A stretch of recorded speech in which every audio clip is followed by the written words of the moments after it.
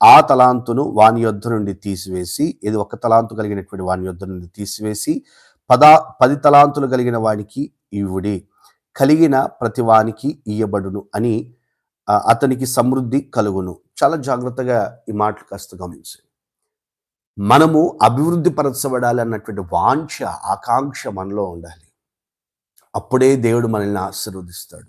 చాలే, నా పరిస్థితులు ఇంత చాలే, నా స్థితిగతులు ఇంత చాలే, నేను ఇదిగో ఇలా జీవిస్తే చాలే, నా పరిస్థితులు ఇదిగో ఇలా ఉంటే చాలే అన్నట్లుగా మన జీవన విధానాలు కొనసాగించబడుతూ ఉంటే అలాగే మన పరిస్థితులు ఉంటాయి. కానీ మనం ఎలా ఉండాలి అంటే, దేవుని కొరకు నేను ఫలించాలి, నా కుటుంబం కోసం నేను ఫలించాలి, నేను అభివృద్ధి పరచబడాలి, నేను ఉన్నతమైనటువంటి శ్రేణిలో నడిపించబడాలి, నేను ఒక అగ్రస్థానంలో నేను నిలిచి ఉండాలి, నా దేవుని కొరకు నేను వాక్య ధ్యానంలో చక్కగా ఎదగాలి, ప్రార్థనలో ఎదగాలి, విశ్వాసంలో ఎదగాలి, దేవుని యందు భయభక్తులు కలిగేటువంటి అనుభవాలు ఎదగాలి, వర్ధిల్లాలని నువ్వు కోరుకుంటే ఖచ్చితంగా నిన్ను ఆశీర్వదించగలిగే